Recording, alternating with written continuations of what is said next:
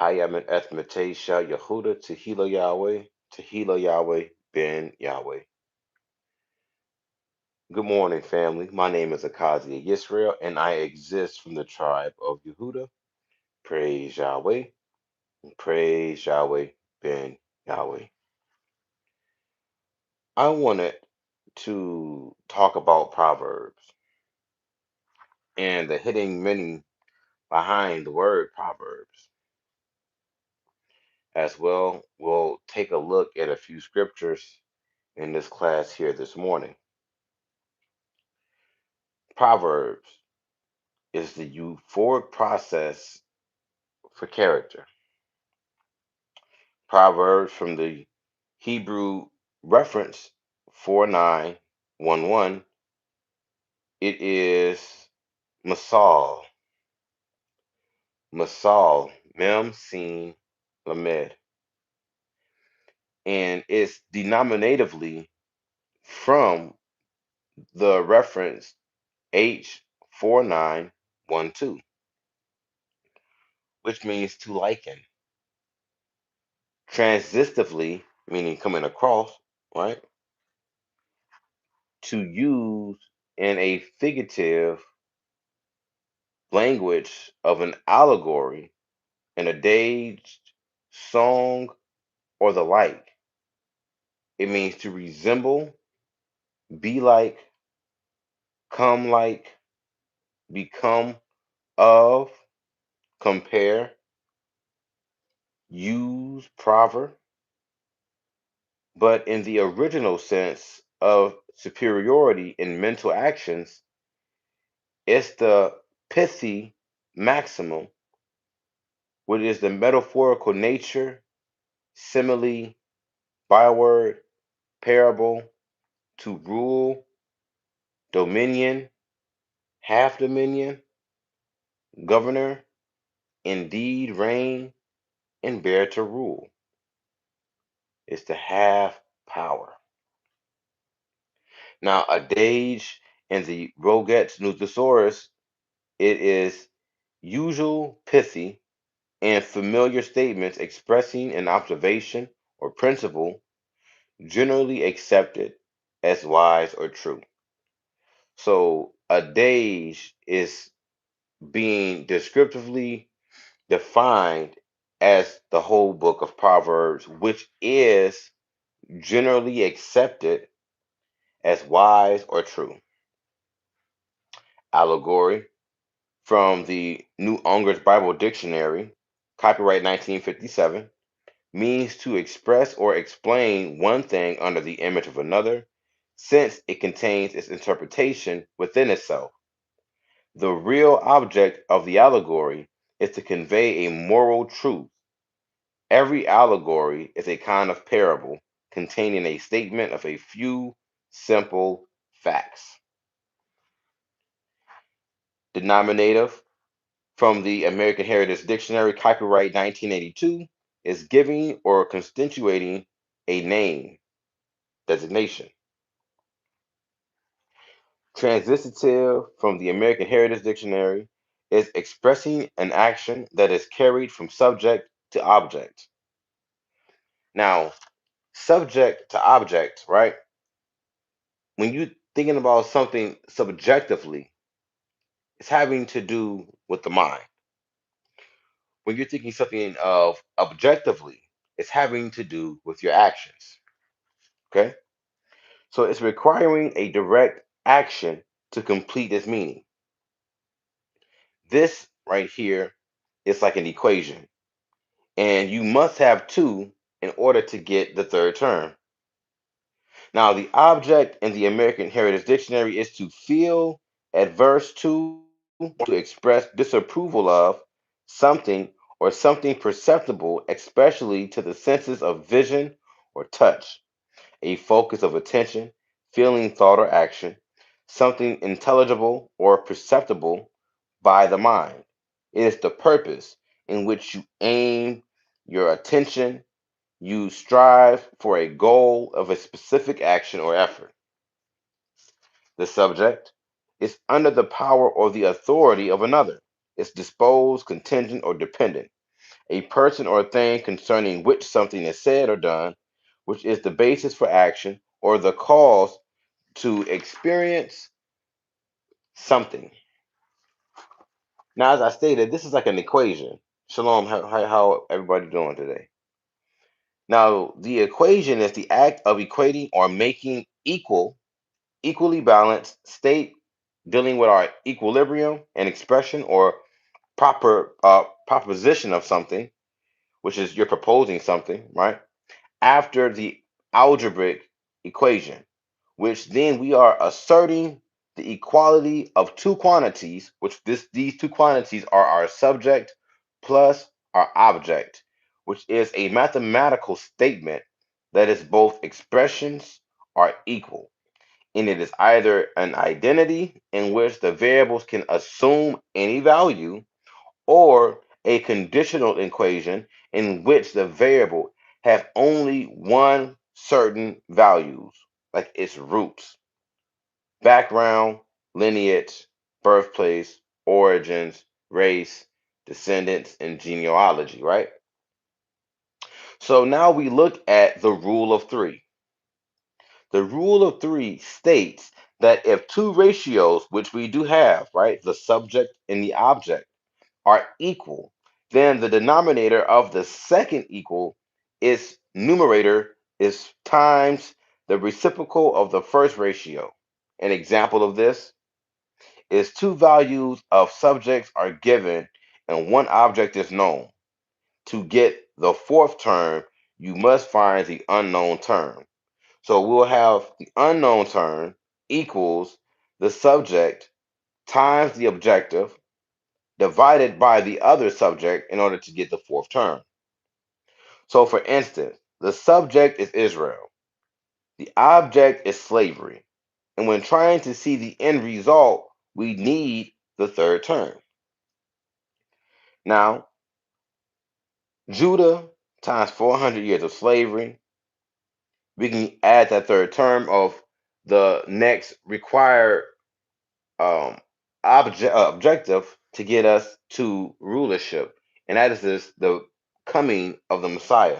Shalom, how y'all doing?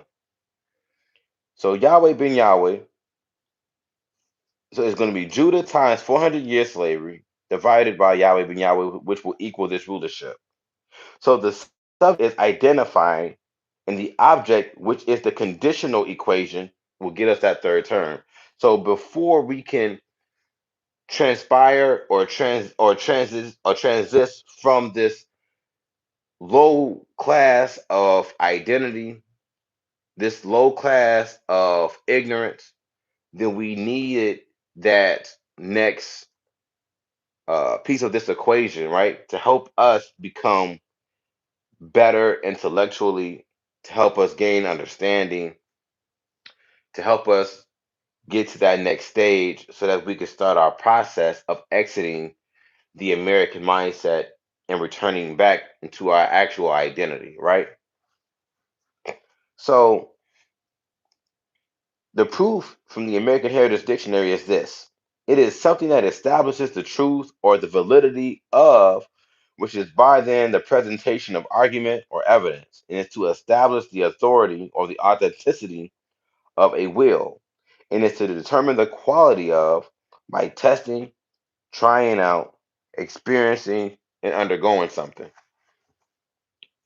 The proverb from the American Heritage Dictionary is a short, pithy saying in frequent and widespread use that expresses a well known truth or fact. Pithy is brief, forceful, and meaningful in expression, full of vigor, substance, or meaning. Is terse and forcible. The base root for pithy is pith, and it is the important or the essential part, essence, core, and the heart of the thing. So when dealing with the proverbs, we understanding that in order to understand who the proverb is about, what the proverb is about, as well as what change will this proverb bring, will help us understand what Proverbs actually is. It is a changing of one's character. It greatly impacts one's character, right? So when we're looking at chapter 1 of Proverbs, verse 1, it says the Proverbs of Solomon, the son of David, king of Israel. Well, when we look up Solomon, and the Hebrew reference is H8010, right? Which is Shilomo, which is Shin, Lamed, Memhe. It means peaceful, safe, well being, happy, friendly, abstractly, welfare, that is health, prosperity, peace, fair, favor, and good.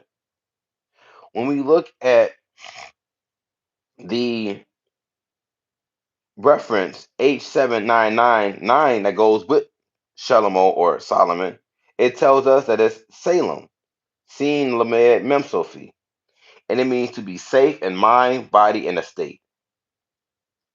Figurative, it is to be completed. So, by implication, to be friendly or reciprocating in various applications, making amends, becoming full, giving again of restitution and reward.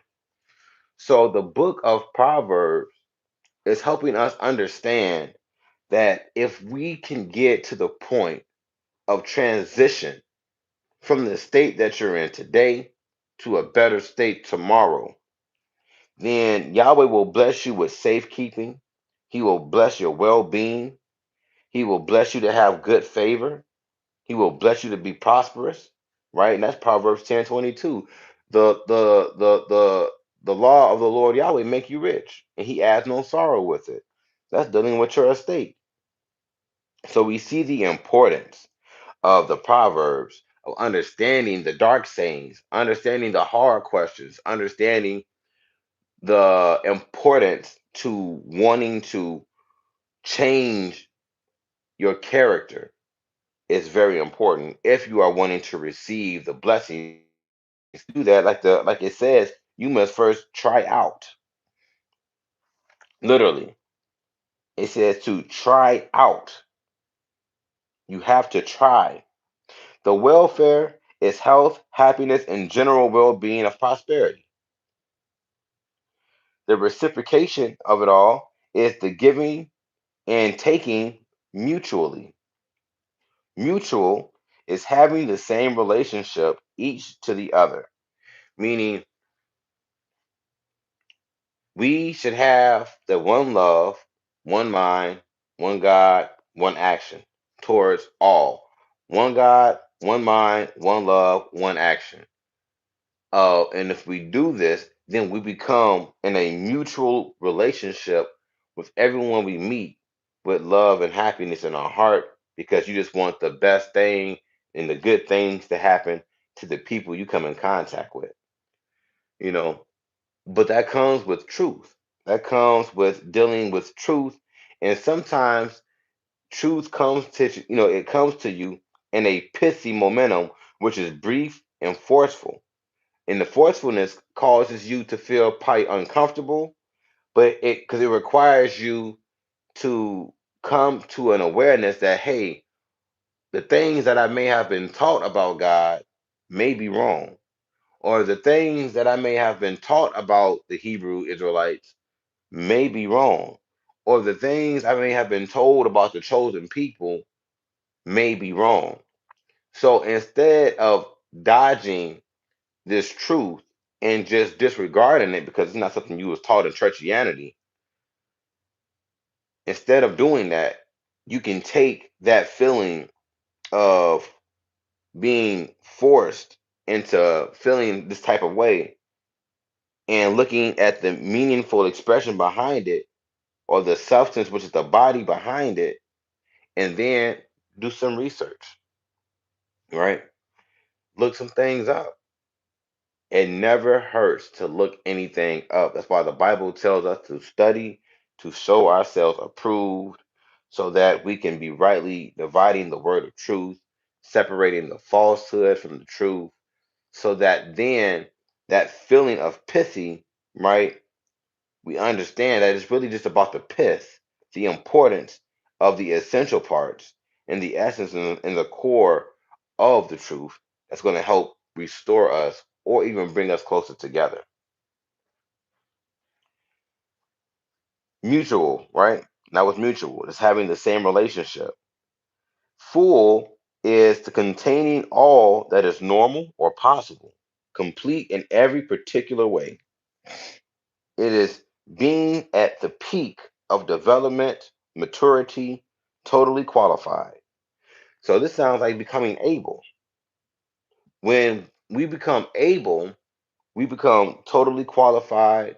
We become um, accepted. We become beyond intelligent. We become um, we become prepared and ready for rulership when we're able. You know, Yahweh blesses you and puts you in a prestige that no man can destroy when you are able. But that requires us being fully grown in our mind, fully grown in our spirit.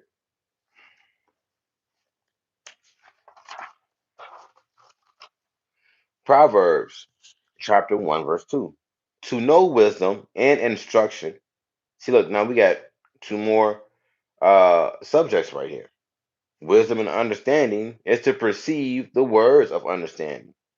So, two, from the New Lexicon Webster Dictionary, copyright 1989, it is used to indicate someone or something, and it is reached and used to indicate position or contact.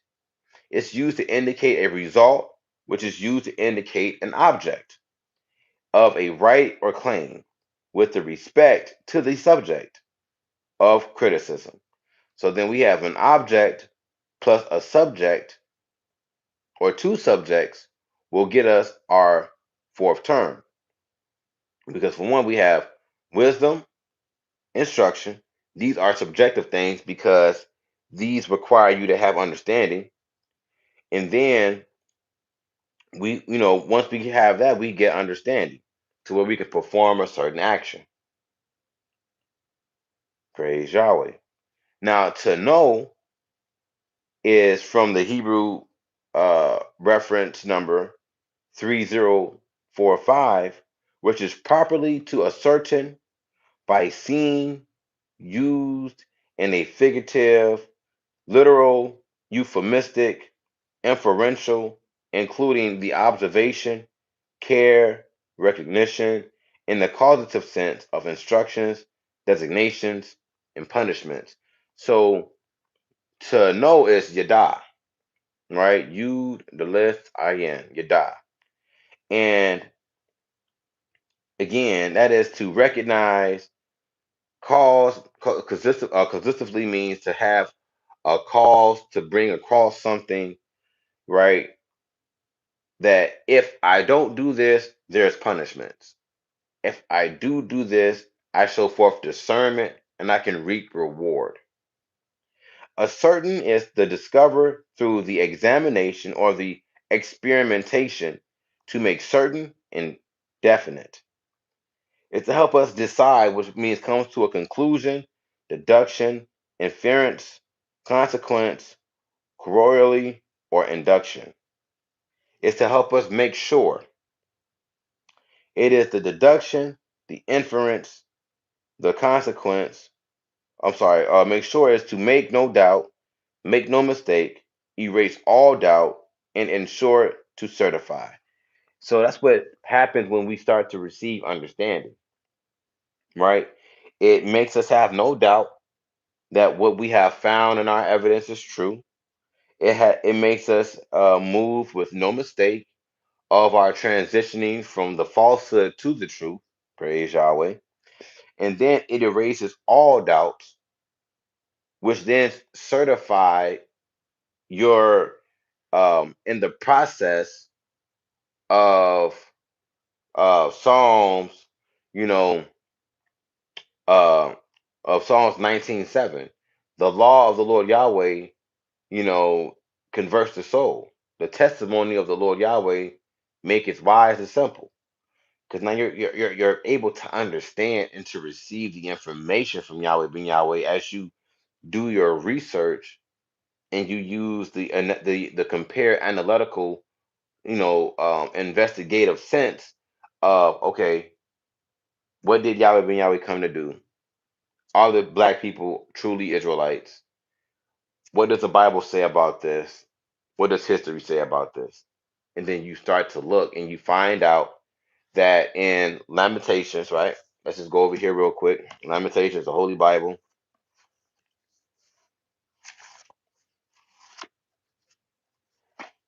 because this is how we get to the bottom of it all. Lamentations chapter 4, verse 8 tells us, it says, their visage is blacker than a coal. Now, visage in Hebrew means to or. And to or, tav, aleph, resh, means appearance, outward appearance, facial expressions, things of that sort. And it says, their outward appearance, their face, their bodies is blacker than a coal. They are not known in the streets. We're going to stop right there. We are the only people who are not known in the streets, meaning we don't know who we truly are, because during slavery, our history has been wiped, our language has been taken from us, our names has been wiped away from us, and our culture as well as our land has been taken away from us. Our the knowledge of God's name has been totally stripped from us. We've been given false names under slave ownership. We've been given a false language, a language that's not our own, in the land that we was brought physically to in bondage, in a land that we do not come from originally, as the Bible states. When we look at, right, even in the New Testament, Acts chapter 7, verse 6 and 9, run over there really quick. It tells us, and Yahweh spake on this wise, that his seed should sojourn in a strange land. When you look up sojourn, it tells you by dwellers, it tells you alien residents, it tells you someone that is not a native to that land, right?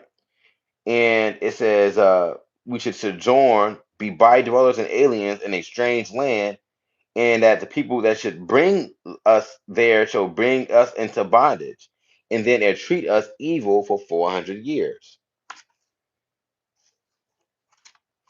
When we look at more evidence, right? Lamentations chapter 1, verse 3 tells us who is this one that's going to be brought into bondage.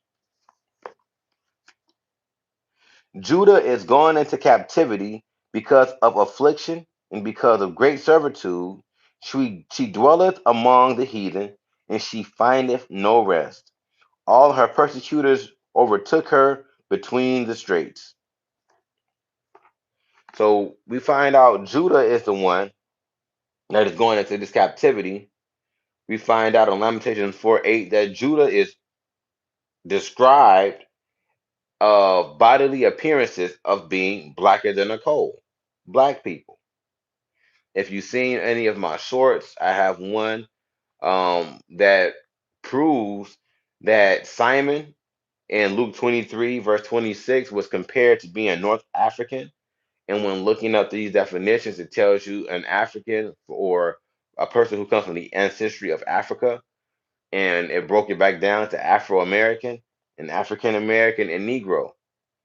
And it said that for African American, it's a person who is not regarded of customs, of language, and culture. But how can you disregard one's language and culture to identify their nation? You can't do that. That's a part about what makes a nation, right? And why did Judah go into captivity? It says because of affliction, right?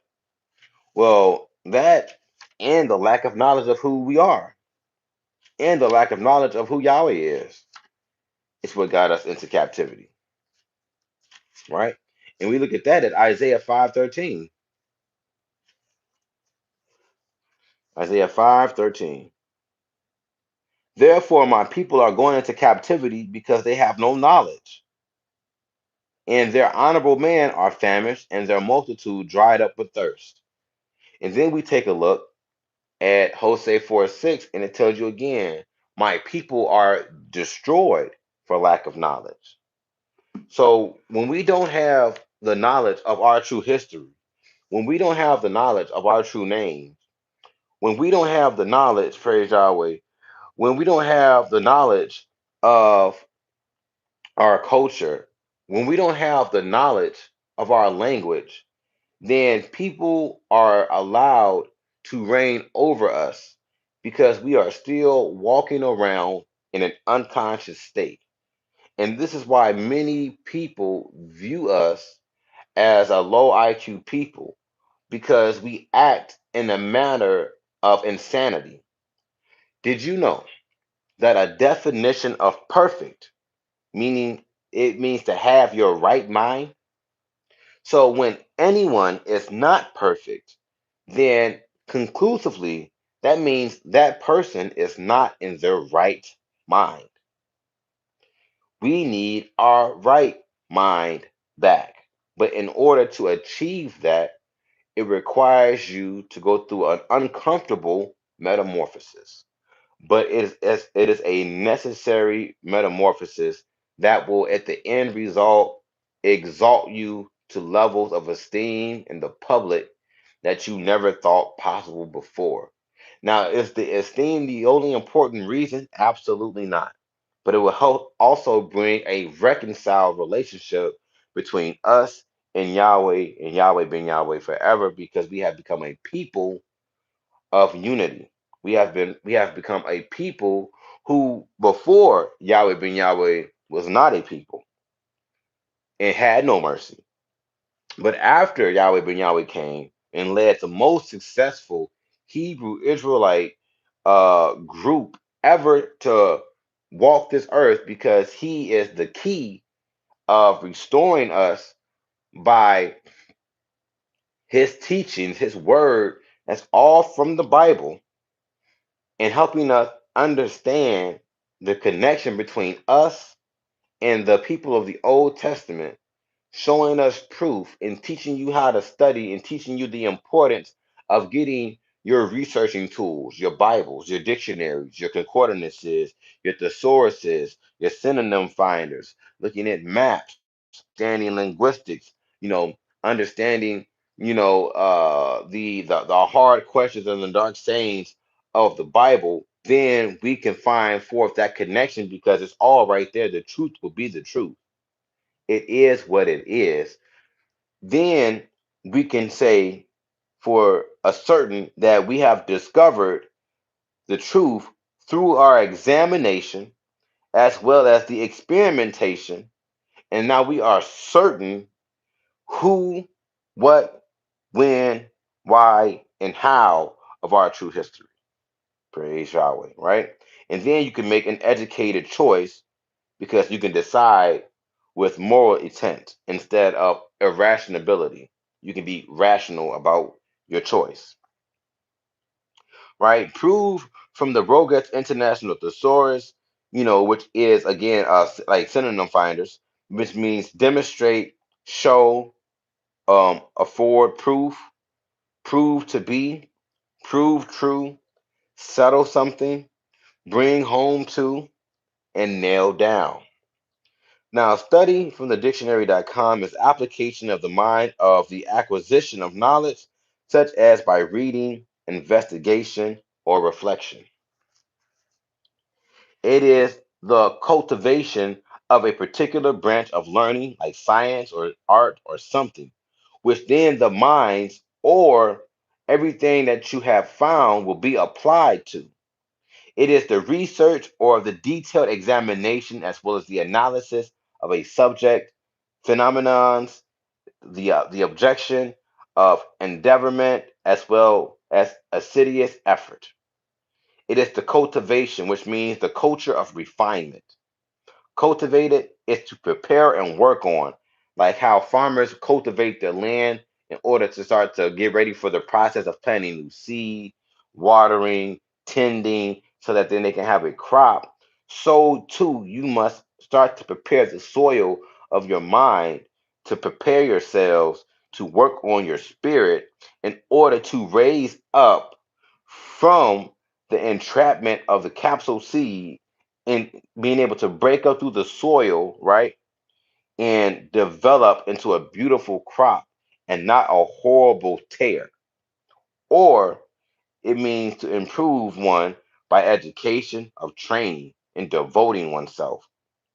See, sow is to scatter seed over land, earth. In a euphemistic way, this is knowledge. And then when you sow this seed and you work on your mind and your spirit, and then you start to transition, then you become polished, right? Praise Yahweh. You become polished, which means to remove flaws, become perfect, to become complete, to become refined. Hey, praise Yahweh. It means refine means to reduce to a pure state and to purify. You start to gain wisdom, which is skillful to be wise in the mind of word or action, exceeding. When you get enough wisdom, you can start to teach wisdom, which is making yourself wise and deal wisely.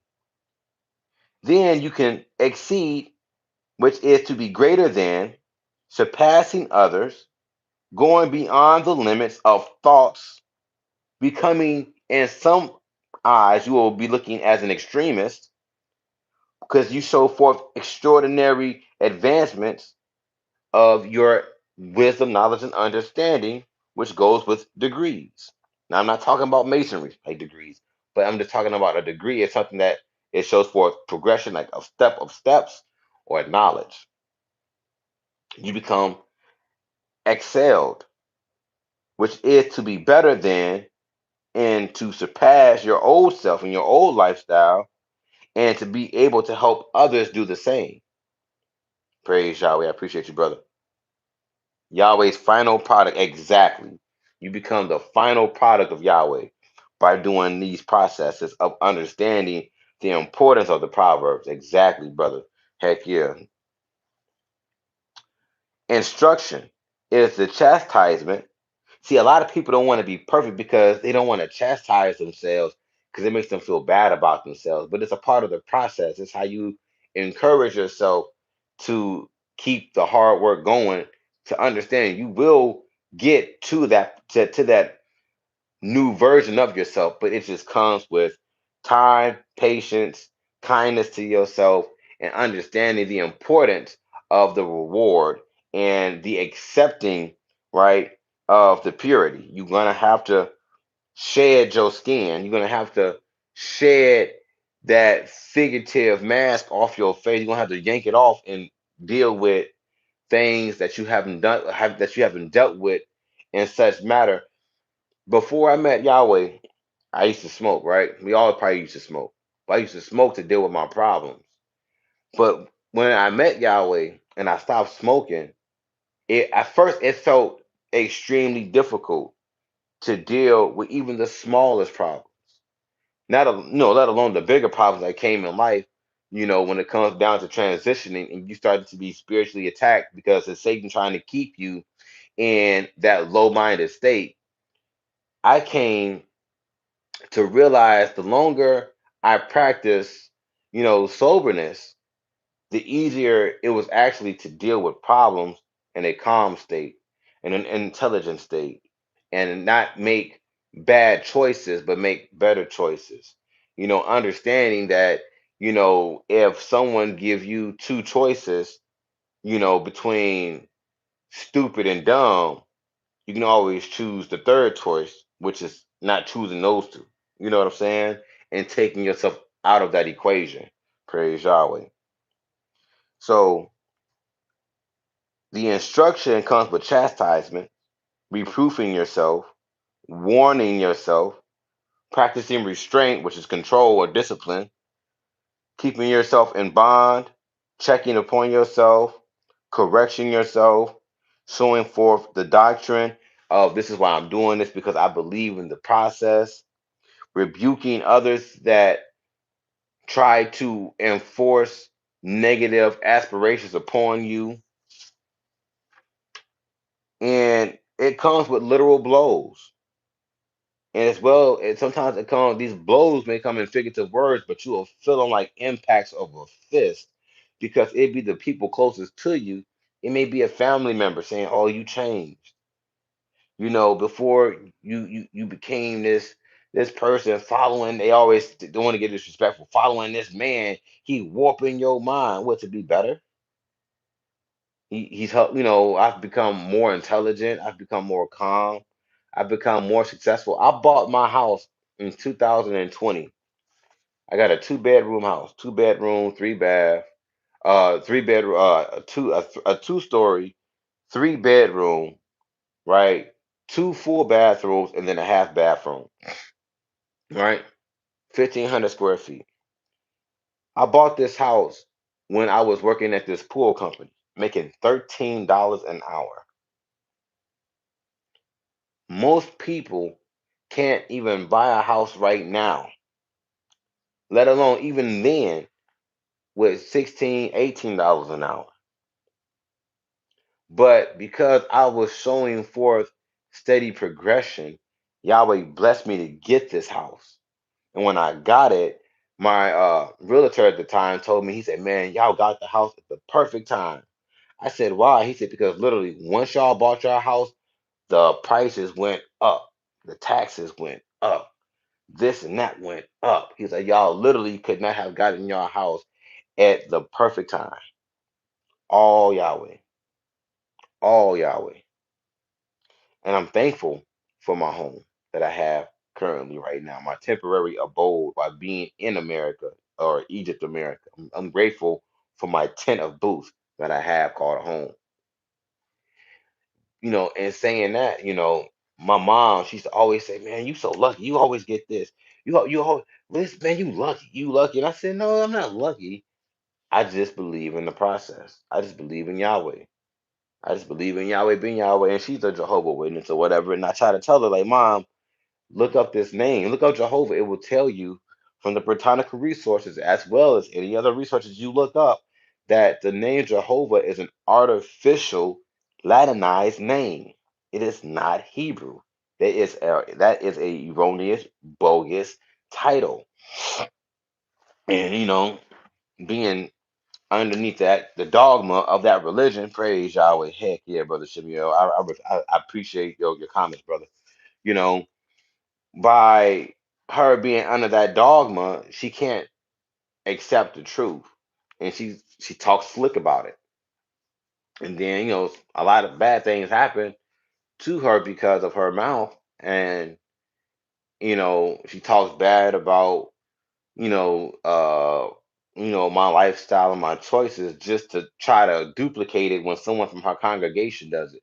Like one time she was talking crazy about the Day of Atonement, right? She's like, I'm glad my guy don't make me starve." And I said, I told her, and I said, "You really think it's about starving?" I said, it's all about cleansing your body, cleansing your soul, and asking God for forgiveness."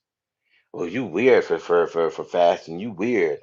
And then one of her Jehovah Witness friends, like a year and a half, 2 years later, she was trying to talk about me again to her friend about fasting, and she said, "Oh, did you not know that fasting is a blessing?" And talked to her about fasting. Next thing you know, she went out and she bought a book about fasting.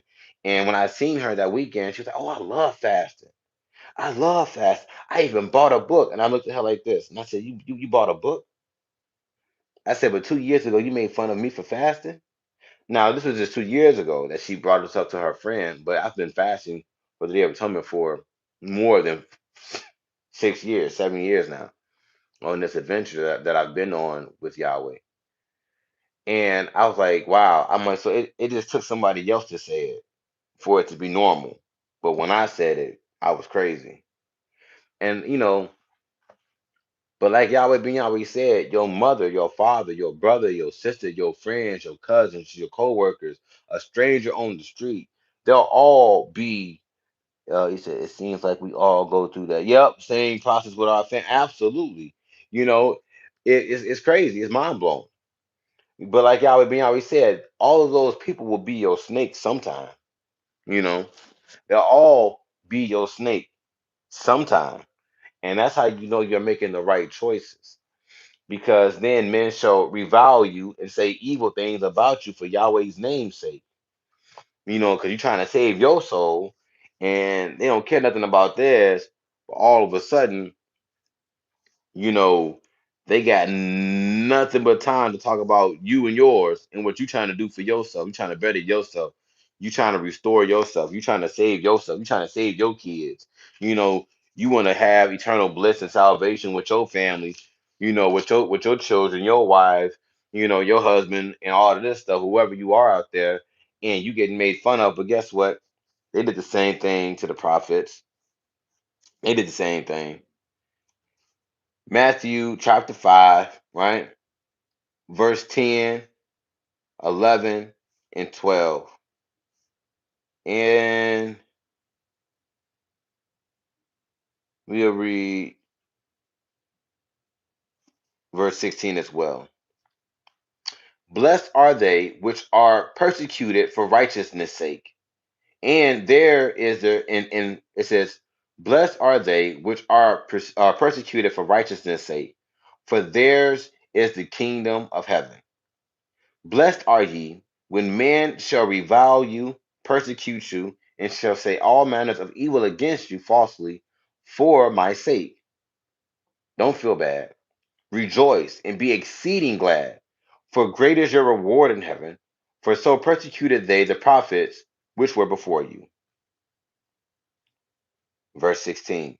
So let your light so shine before man that they may see your good works and glorify your Father Yahweh and Yahweh ben Yahweh, which is in heaven. Praise Yahweh.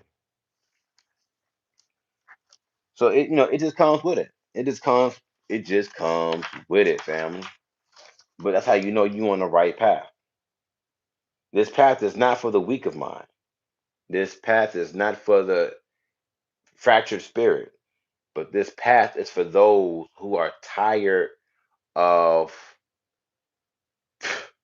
subpar, being subpar in life, or being ignorant to our true destiny, our true purpose. This path is for those who say, you know what, I'm more than what I was made out to be. And I want to know the truth. And when you find it, you hold on to it. It becomes your best friend.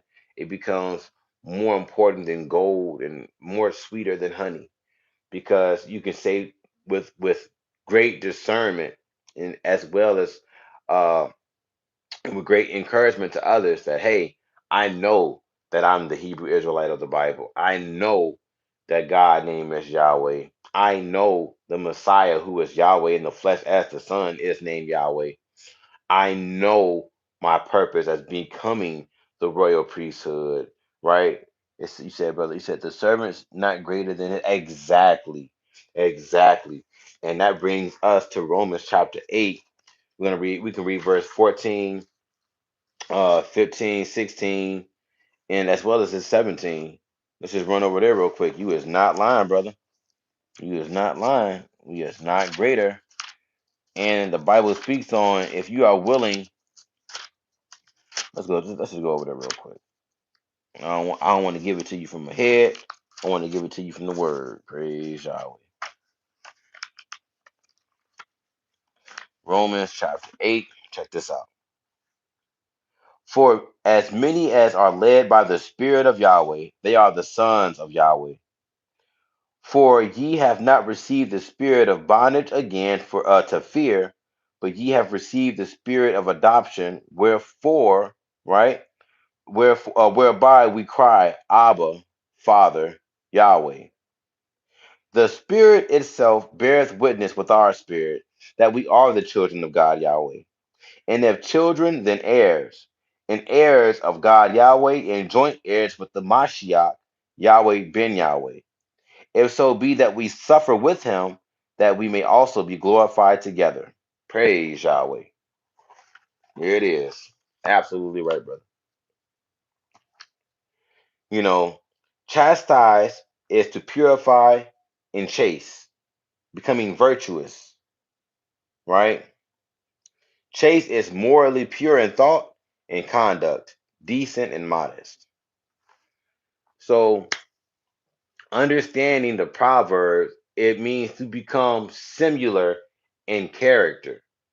It means to, understand that this path that you have to forge comes with force, with the pithy, but it comes with great discernment and understanding the transition and the importance of the transition of one's mind from darkness to light, from immoral to moral, and understanding that it takes willpower. And when we understand that and we still strap on our backpack, right, and you grab your provisions and you say, I'm ready for this journey, and you start your journey, I promise you, you're not alone. You have others out there, like Brother Shem Yael, Brother Yaakov, Benel Shabbat, Yahweh, from the citizens of Yahweh. You have me, Achazyah Yisrael. I love my name because, when you break down the meanings of my name, Achazyah, the first thing you hear is Ak. So I'm your brother, and I'm here to help nourish you. I'm here to help point you to our Father. I'm here to help give you strength. That's what Kaz means. Kaz means strength. It comes from Kazakh, which means strength. From like Kazakh Lemats, being strong and courageous. I'm here to help lend you courage. I'm here to help bring you strength, you know. And then of course I'm here to help you, I'm here to help bring you strength and courage in Yahweh, Achazyah. So with that being said, I hope y'all have a wonderful morning, Mishpaka. I love you so much. Shalom. Shalom. Praise Yahweh.